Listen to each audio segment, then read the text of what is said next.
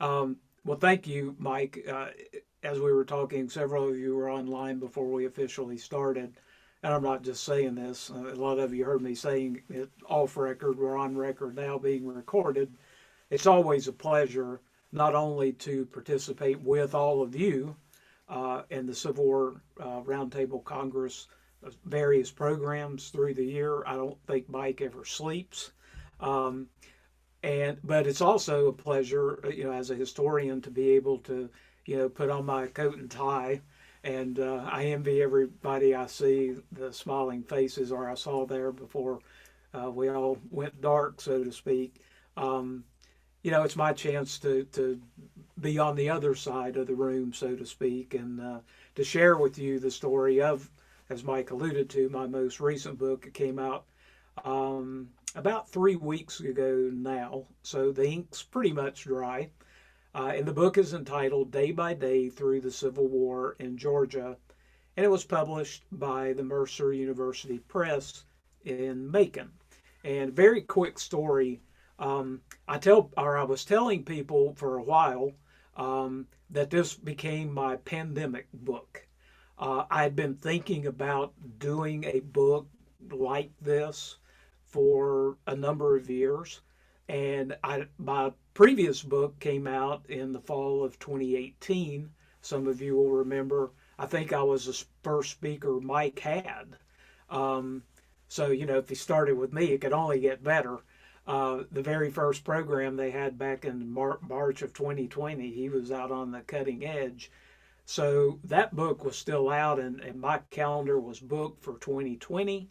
And then something called COVID came, and literally my entire calendar, the courses I teach, and all the speaking engagements that I had were gone for the entire year.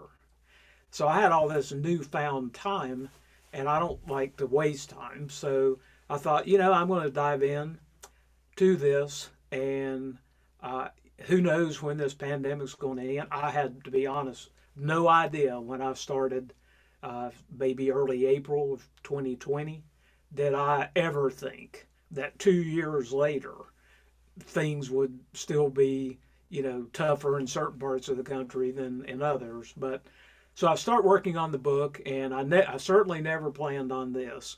About halfway through, I was diagnosed with esophageal cancer, and I had to undergo major surgery. I was hospitalized for 2 weeks. I was out of the saddle for several months. And then I got back to the point that I could write again and write. And so I started and finished. So it's been an amazing journey. It just goes to show how, it's, sometimes today we criticize some decisions that various generals made in the field of battle, the Eastern Theater, the Western, or even Trans Mississippi. Well, they didn't have crystal balls. They did not know precisely what was going to happen. So if you told me um, in early 2020 that by the time early 22 came around, this book would be here with us and everything else that's happened, I would have probably said, I'd like to take a pass on that. So that's just a quick story on how we got from beginning to now, culmination with the book appearing in print. Um, I put self uh, restraints on how I wanted to approach doing this. I've been giving it a lot of thought. I teach a course on the Civil War in Georgia. I've taught it for several years now. And it's always tough to find that one book. If you really are wanting to try to comprehensively cover what happened here in the state during the American Civil War, I had never found, and I'm not saying I know all of the literature on Georgia and the war, but I know a lot of it. And none of them really cover all of the things I was looking to cover. I wanted to cover the boots on the ground, the battles, and they're in the book. I also did not want to neglect the coastal activity, Fort Pulaski, the city of Savannah, et cetera, et cetera. So there's a tremendous amount of naval activity in the book that often gets left out. If you go up to just the normal person, uh, that maybe hasn't studied the war a tremendous amount in the Western theater, and if you ask them to what happened in Georgia during the Civil War, more than likely you're probably going to get the Atlanta campaign and Sherman's March to the Sea. And obviously, those were the two large boots on the ground events. You may even have a few people that would throw in Straits Raid or the Andrews Raid, or as Walt Disney made famous, the Great Locomotive Chase that took place, and some would more than likely mention Chickamauga. But there are those things and thousands more that were going on here in the state during the war. So I wanted to focus on this is the first restraint I put in place. If it was not written here in Georgia or said, people gave speeches here in Georgia, or an event that took place here in Georgia, it's not in the book. So that was the first restraint I placed on myself. The second, I had to be able to definitively corroborate and prove that whatever I put in the book, if it was a quote from a military officer or a pastor of a church or a young mother trying to figure out how she's going to feed her children, I had to be able to prove that they either, as I mentioned, said it or wrote it on that day. So I went through a lot of diaries. Some soldiers and people on the home front were perfect at keeping diaries. Every date, what they wrote, etc. Many others, not the case. I probably got more than enough material to do another book because I knew what they were talking about in a particular quote, but I could not prove when they wrote it. It might have been the day after the Battle of Atlanta, or it might have been 3 weeks later. So I didn't use it because I could not conclusively say that it took place on the respective date that you would find it in the book. As I've already mentioned, I cover the social, political, economic, military issues, and I put in parentheses Army and Navy. And I think this is going to be helpful in those that have been kind enough to already have bought the book, and some of them have already read it cover to cover. And I'll tell you, I'll answer a question now that's probably going to be asked, and many of the readers are telling me the same thing. I've already been asked, well, what surprised you most in doing the research for this book? Without question, it was the naval action, the nonstop, everyday efforts of the Federal Navy or the Confederate Navy to either, for Uncle Sam, to penetrate one of the various rivers, tributaries, sounds, and there are a bunch of them along Georgia's relatively short coastline. I'm not talking about Florida here. You can see on this map Georgia running from just south of Hilton Head down to connecting with the upper part of northeastern Florida. But strategically, it was very important.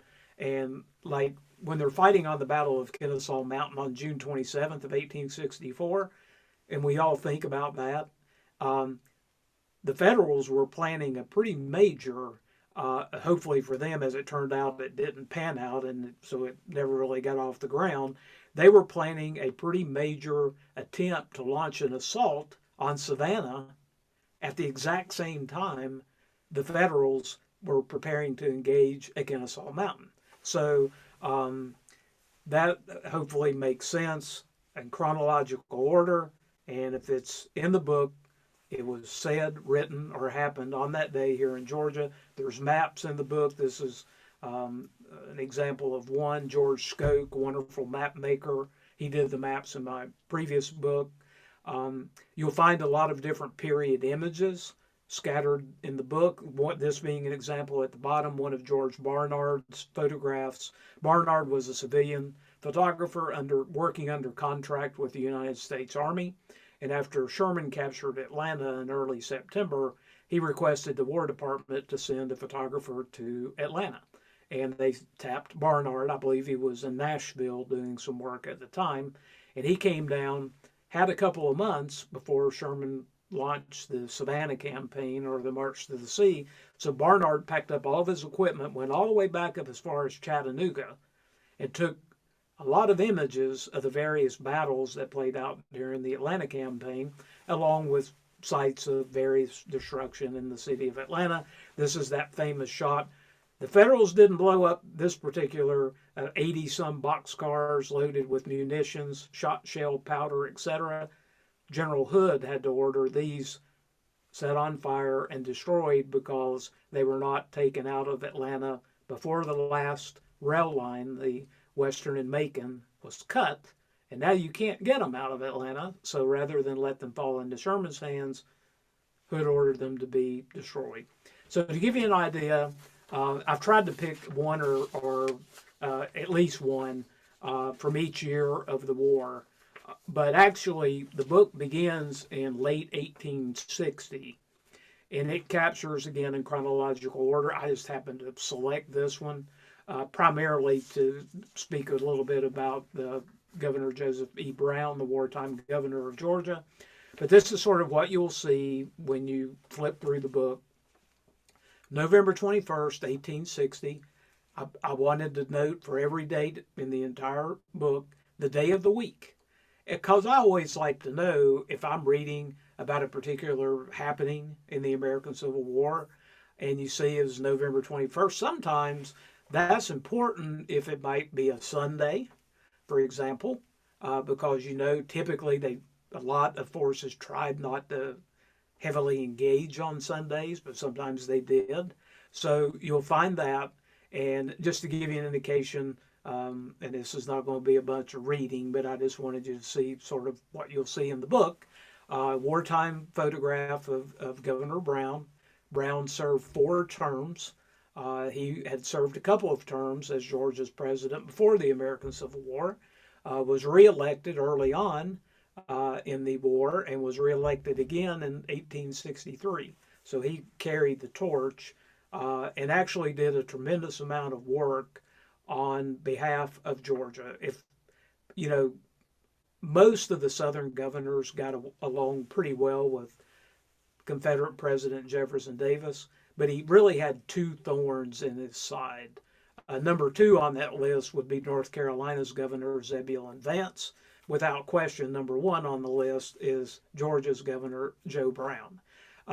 I can surmise Brown in relating it to you in this manner. If I were Brown, I would be saying, if I was talking to Jefferson Davis, Mr. President, I could care less what's going on in Alabama or Mississippi or Louisiana or Texas or Florida or Virginia or anywhere else. I was elected to take care of Georgia and Georgians, period. So in Brown's mind, if it belonged to Georgia, it was going to stay in Georgia, and that caused some problems once Georgia started providing troops to the Confederate war effort in a very quick manner. By the end of 1861, Georgia already had 40,000 troops in the field, and guess where they all were and would remain for the duration of the war? With the Army of Northern Virginia. Not called that at the very beginning of the war, but when General Lee takes command, formally renaming it the Army of Northern Virginia. So before Georgia even had a vote, we all go to the polls if we're living here in Georgia, like me today in Kennesaw. Back then it would have been Big Shanty, which I don't even think Big Shanty had a polling station. So I'm going to have to go down the rail a little ways to Marietta. I probably can walk. It's about 5 miles if it's a nice day. And I would eventually, in early 1861, cast my vote to elect 2 delegates from Cobb County to go to Milledgeville, where they all eventually met, and would vote on whether or not to take Georgia out of the Union. Even before any of that happened, Governor Brown, and a lot of people often don't think about this, and I'll just read his proclamation that he issued on November 21st, again of 1860. He called for a convention to address, quote, the crisis in our national affairs. And then he went on to order the elections for delegates in the several counties. All delegates elected meet at the Capitol on the 16th day of January, 1861, to consider of the mode, measure, and time of resistance. So Governor Brown issues this proclamation before those delegates are even elected, before I even go vote in Cobb County on the two people I want to go to Milledgeville to represent Cobb County.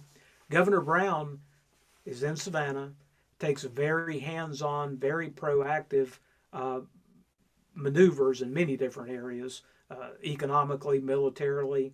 He ordered the Georgia militia to take possession of Fort Pulaski. And Georgia's still in the Union. And of course, I always tell people, a couple of us here gathered tonight could have captured Fort Pulaski too. I think there was one sergeant, true story, one person was garrisoning Fort Pulaski from the United States Army. So, you have a group of a couple of hundred militiamen, all armed. Let's just say they took possession of the fort without any difficulty at all. So, and these are things that are happening.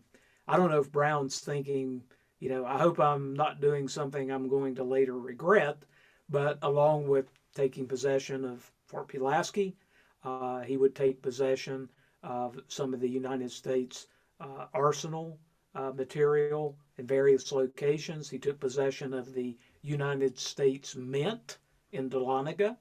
Did you all know? But long before they ever found gold in California, they found gold here in Georgia in Dahlonega. There wasn't as much of it, or they don't think, as there was, north of San Francisco in the later 1840s. But he had ordered possession of that. So pretty risky action, but it typifies Brown. The next entry, and this is just a small section of one of the maps. I used it because it goes with this particular quote, and I don't have all the reading clouding up the screen, and there's really not a lot of reading that I'm going to take our time with tonight. But this was another thing. October 4th, 1861 was a Friday. Also, if there are holidays, they're noted as well. Some holidays that were celebrated in the American Civil War, things like Valentine's Day, April Fool's Day, of course, Christmas, Easter, things of that nature. So they're noted if it's a holiday. And then I thought it was important enough, and this was easier said than done, but I was finally able to get my hands on reproduction copies of a very famous almanac that was published here in Georgia, down in Savannah. I got copies from 1861, 2, 3, 4, and 5, and it was called Greer's Almanac. And some of you maybe are familiar with that, GRIE''S. And among a lot of other wonderful information in the almanac, along with the normal things of planting and fishing and so forth, were the stages of the moon. So I've put the 4 stages of the moon, a new moon, which means basically there is no moon, so it's very dark at night. First quarter, this one's indicating a full moon, and then the last quarter. And when the publisher first saw that, they called me, and Mercer's been wonderful to work with. And they're like, why in the world would you want to put the stages of the moon? And I said, listen, if you were an officer in the United States Army or the Confederate armies, wherever you are, I promise you, especially depending on the time of the year, we're just starting to get into that time of the year that we have daylight a little bit longer. So if you're planning to launch an attack, continue an attack, any type of operation, it's pretty helpful if you know how dark it's going to be that night. And I promise you, I can't stress enough, on the naval activities, it was critical. As you'll read in the books, and it just makes, these people weren't stupid. It makes sense if you think about it. If I'm a blockade runner, and I'm in the port at Savannah, and I'm going to try to run the blockade which was pretty easy to do, at least the first 2 years of the war. As it got a little tighter, if I'm going to try to run the blockade, do you think I'm going to do it when it's a full moon? I might not even want to risk it between full moon and last quarter. I may want to wait until there's no moon, preferably, assuming the tide's right and the wind and everything else, the weather that they had to deal with. So the moons are all in there. So unfortunately, they're not in color like this one's shown, but there's a legend, and it's very easy to figure out the various stages of the moon. So why this one is being shared with the Western Atlantic Railroad, which was referred to in those days, occasionally you still hear it, not often, as the state road. The state of Georgia paid to have the Western Atlantic Railroad built to connect Atlanta with Chattanooga. Started work on the rail lines in late 1840s, early 1850s. By the end of the 1850s, the rail line is completed, and it would turn out to be critically involved in the American Civil War. Of course, nobody knew about that at the time they were building it. Georgia still owns the rail line today. It is technically still the state road. It's under a long-term lease to CSX, but Georgia still owns the railroad. So Governor Brown, again, being protective of Georgians and things that belong to Georgia, he got word that the Confederate War Department, they're in Richmond now. They've already moved from Montgomery, where the first Confederate capital was. They moved to Richmond in May of 1861. So Governor Brown gets word of maybe the Confederate Army is going to take possession, and he probably would have said, of my railroad, because he's the governor. He had it built, and Georgia owns it. So I guess he could refer to it in that manner. But I'm just going to read you a brief bit.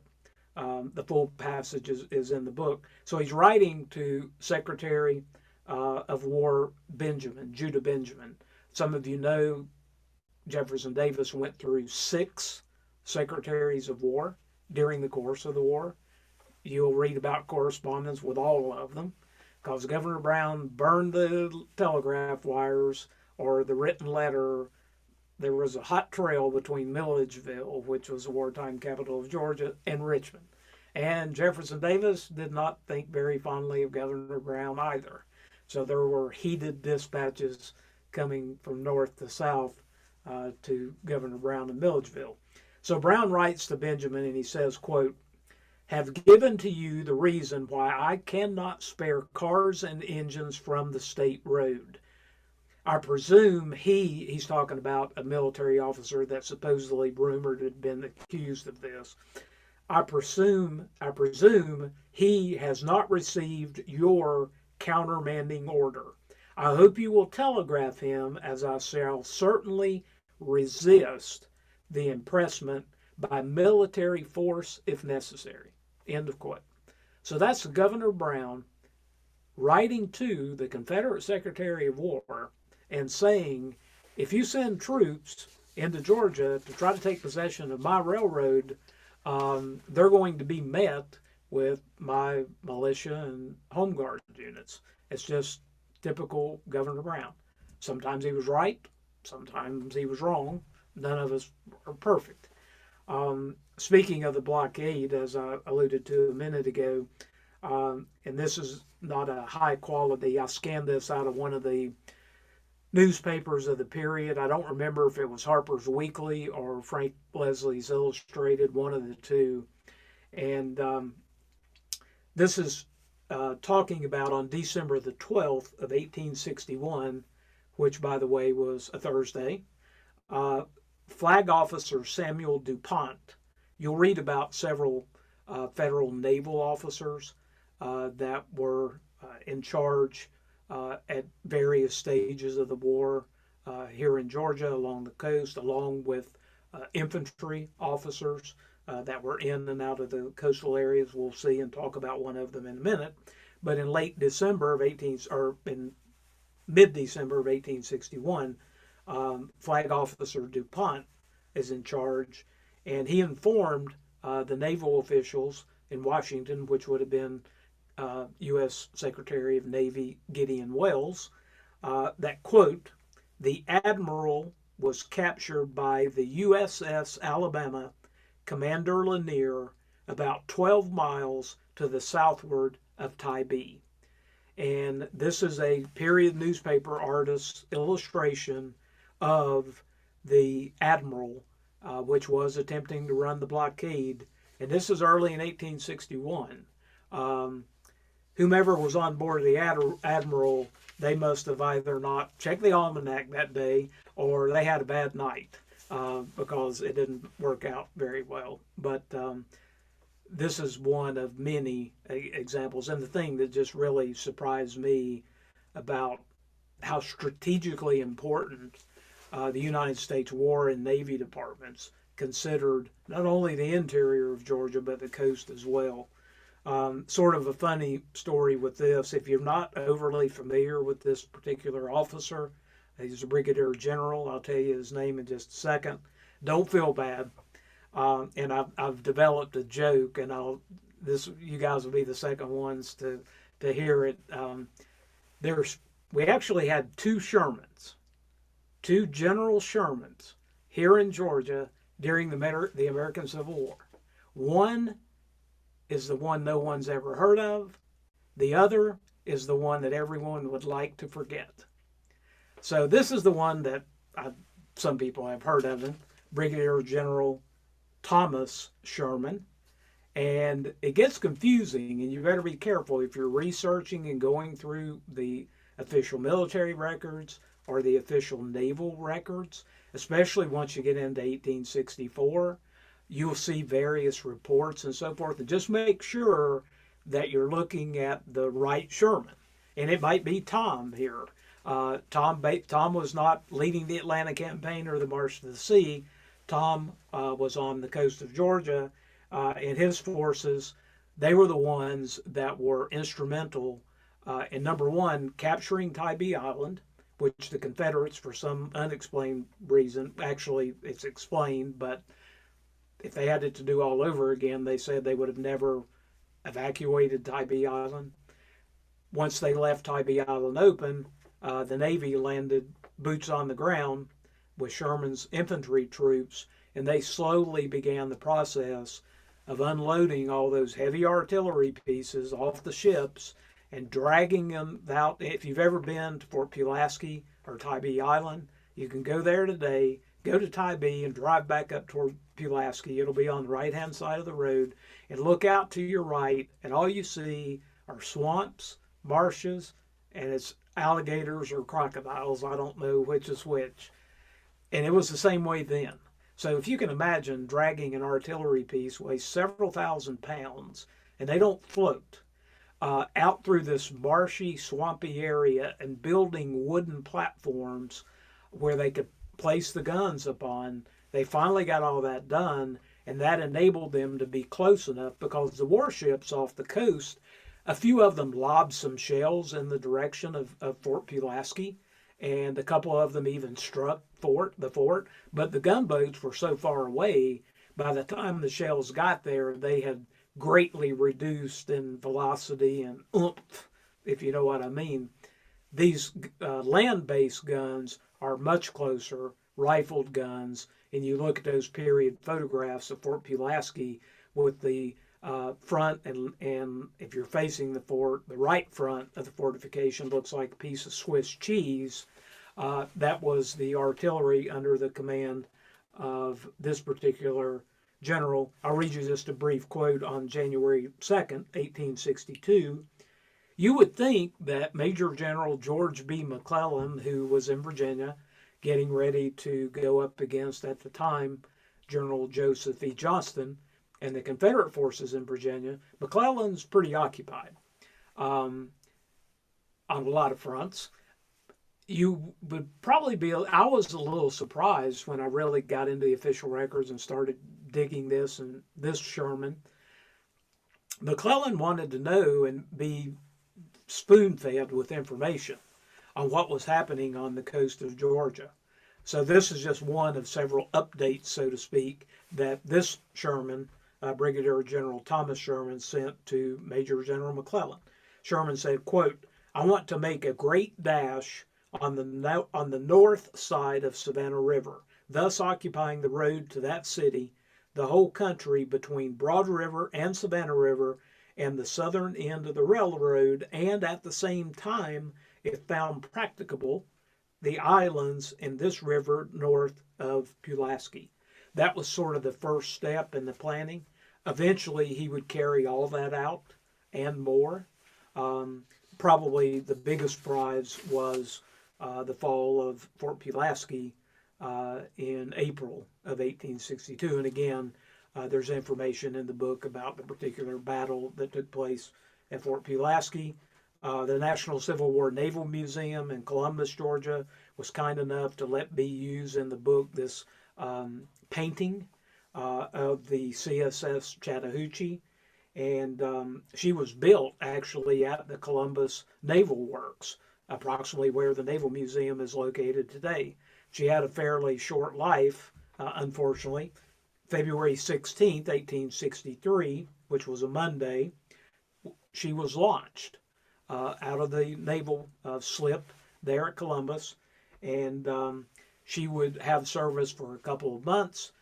Crews trained, ready to go. They planned to sail her all the way down to the Gulf, and they had a massive boiler explosion on board and killed many of the sailors and officers aboard the CSS Chattahoochee. 1863, we just jumped, that was February with the Chattahoochee. I'm sure a lot of you have seen this image many times. That's Lee and Gordon's Mills, just south of Chattanooga. It is in Georgia, just barely across the state line in Georgia. And there's obviously information in the book about the actions leading up to the Battle of Chickamauga, which a lot of people don't realize was the second most costly battle in the American Civil War in terms of casualties, second only to Gettysburg. So horrendous fighting at Chickamauga. But this illustrates another thing that I tried to do. It's impossible to not use quotes that have been used before, okay? I mean, if you're like using Sherman's memoirs or high-ranking officers and their reports in the official records, et cetera, some of the information you just have to use, even though it's been printed several times. But I tried to look for a lot of obscure sources, things that I had not used before, things that I was not aware of. Again, I don't know everything, but if I'm reading something that strikes me as, wait a minute, I don't remember ever reading about this before, I've tried to use those type things in the book just because I don't believe they've been printed, 1,001 times. And hopefully this illustrates that. Major General Thomas Wood, he was federal officer in command of one of the divisions in Sherman's armies.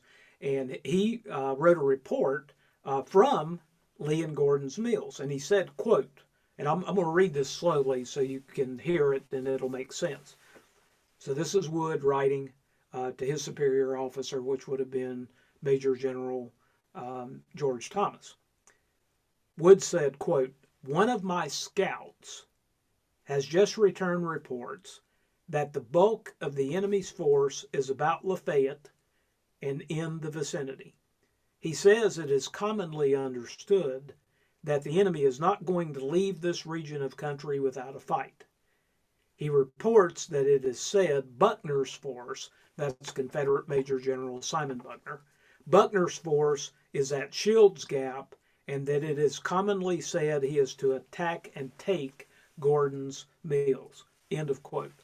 That key word in the very beginning is "one of my scouts." As it turns out, Wood had, and other federal officers probably had, as did Confederate officers. Wood had a series, we don't know exactly how many, don't know their names, don't know if they were male or female, probably some of both. We would call them spies. Typically, they shied away from using that word spy a lot, especially in things that they didn't know at the time, but years later appear in the official reports and other places. So the word scout, or someone has provided, a local citizen has provided intelligence. When you see terms like that, they generally raise a flag that more than likely there's some spies involved in trying to gather information. We know that happened during the Atlanta campaign, as I said, on both sides. Civilians involved, soldiers in blue putting on the gray, going into camp, being one of the boys, and vice versa. Confederates putting on the blue, going into camp. You hear and you look and you gather information. It gets dark, you sneak away, go back, put on your daytime uniform, and report what you saw or heard. So it happened in a lot of different places. Certainly that's not specific to Georgia. That was going on in Virginia and all the other areas of fighting. The Atlanta campaign, obviously May 1864. This is another, I'm pretty sure this came from Harper's. It's a woodcut. The gentleman mounted on horseback with his back to us is supposed to be Sherman. And out in the foreground, you see some of the fighting.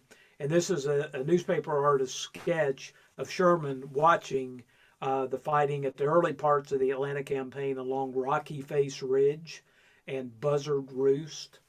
Some of you that have been to Georgia or visited sites of the Atlanta campaign, I'm sure you have seen those. A young Confederate pioneer. I got a copy of his diary. It's fascinating. His name was Hiram Williams. And a pioneer corps on both sides, if you don't know what pioneers did, their jobs basically were, they weren't carrying, if you're on the Confederate side, they weren't carrying infill muskets. They're probably carrying saws, pry bars, planks. Their jobs were to cut down trees, open up avenues of approach, put down roads, plank roads over muddy areas so you can haul the heavy artillery and the supply wagons and so. So they're like the equivalent of the modern day construction crews, if you will. So that's what young Williams is doing and writing about. And he was there somewhere, we don't know specifically where, atop Rocky Face Ridge when this action was taking place on May 8th of 1864. And this is what he had to say. Quote, had to go and assist some artillery to get on top of Buzzard Roost. I'm sure he did have to assist because it was incredibly steep, even coming up the backside. They could have used horses to a point, and then the incline was too steep, so the men had to take ropes, tie them around themselves, and haul these artillery pieces to the top of that treacherous ridge. So I'm sure young Williams had a day of work. So he's talking about getting them on top of Buzzard Roost. And then he says, we had a hard time of it. When on the top of the mountain, we had a fine view of the field below us. The enemy skirmishers were advancing across the fields in plain view.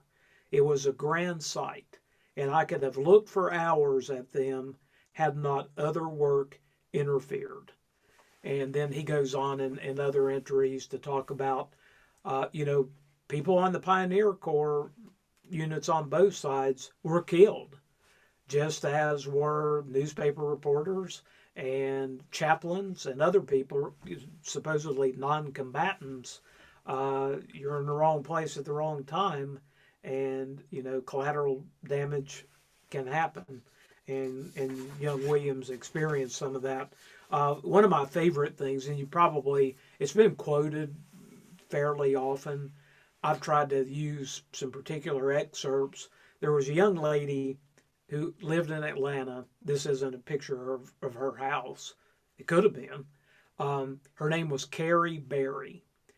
And just imagine for a moment, beginning around the 1st of August, Sherman orders his 3 armies, the Army of the Tennessee under McPherson, the Army of the Cumberland under Thomas, and the Army of the Ohio under John Schofield, bring their artillery up, and they began a bombardment of Atlanta, which pretty much went on all day, every day for the better part of the month of August. So they were targeting military structures.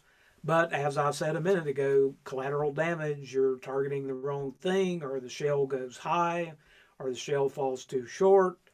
Civilians were killed, et cetera, et cetera. So I just can't imagine. I've had children; they're grown now, but I remember when my daughter was 10 years old, and that was the age of Carrie. And I can visualize her hunkered down in her bedroom in the floor, which is where she was, probably scared to death, and trying to write at the age of 10.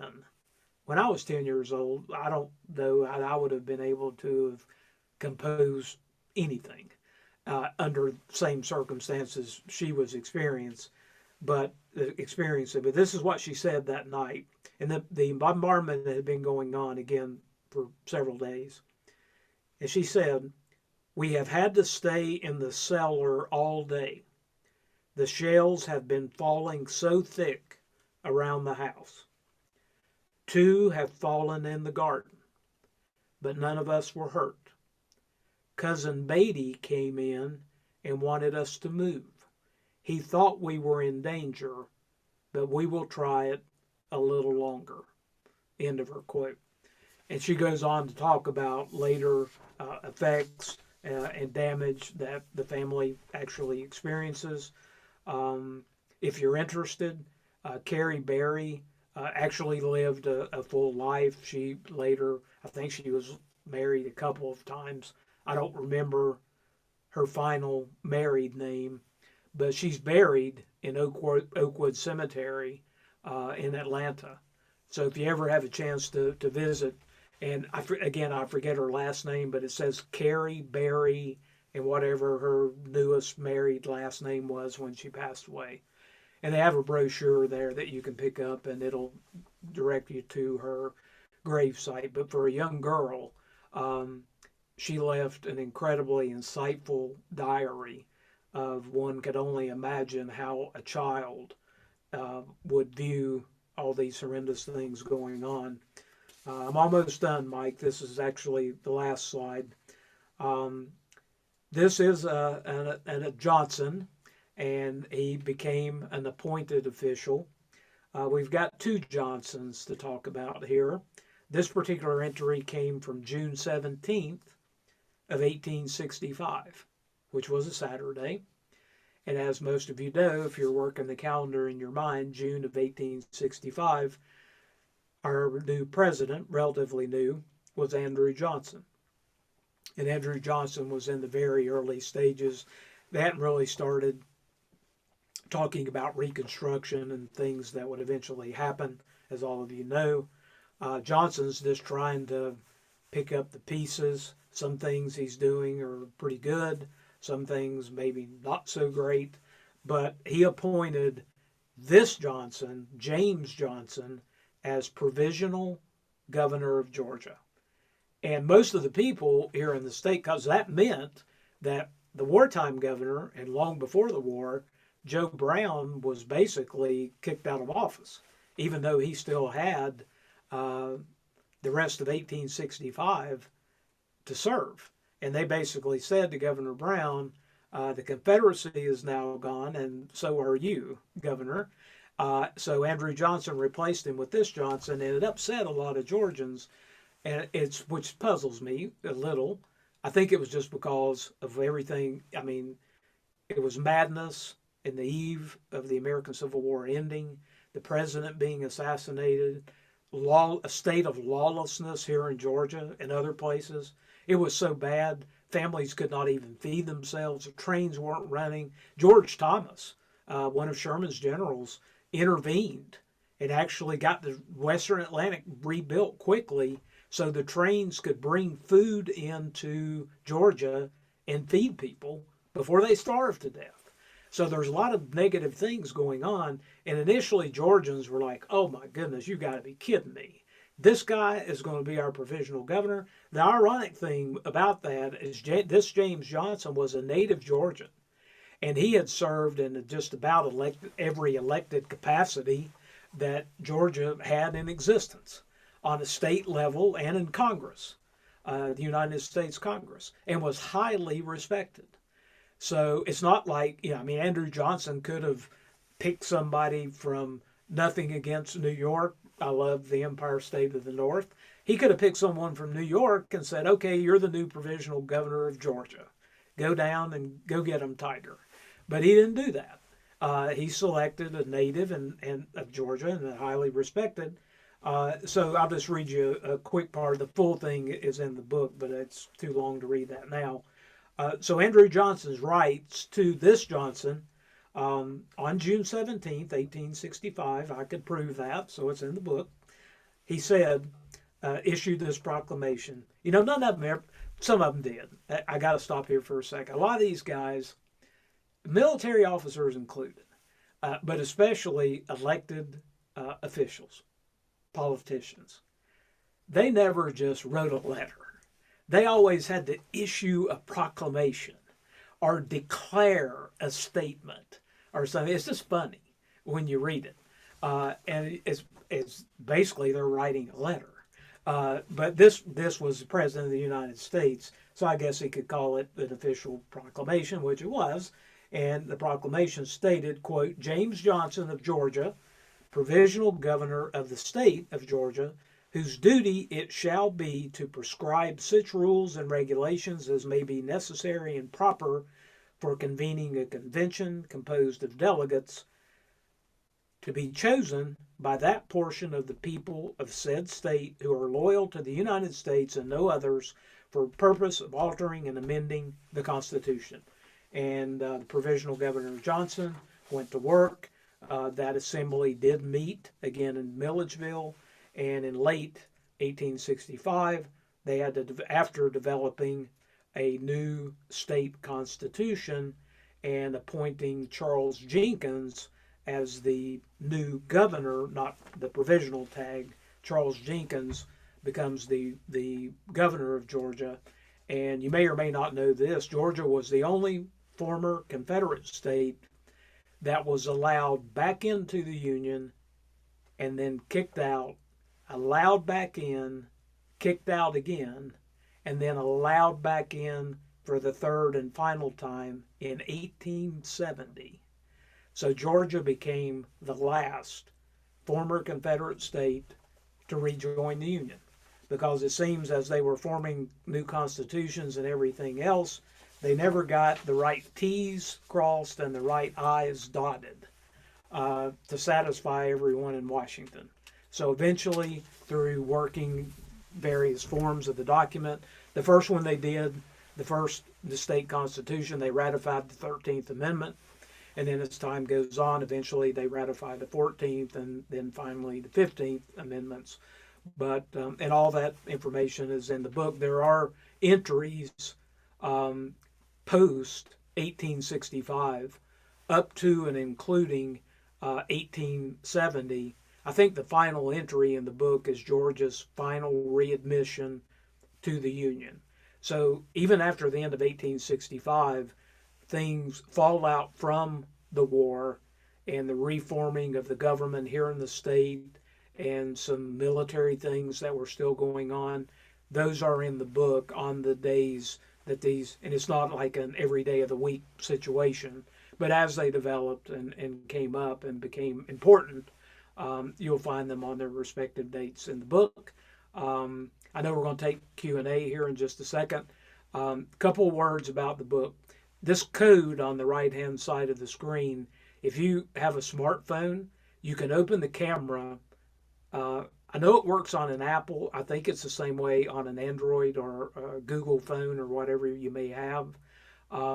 If you just open the camera and point it toward this QR code, and then you touch your finger and tap it, it takes you straight to my website where you can buy the book. Yes, you can go to Amazon.com and buy the book for $37. But, and if I were sitting in front of all of you tonight and we're selling the books face to face, they would be $37. But I have to get them to you wherever you may live. So this $42 includes $5 for shipping, So if you want to buy the book from me, I'll sign it, which will instantly decrease the value of the book. So if you don't want me to sign it, let me know.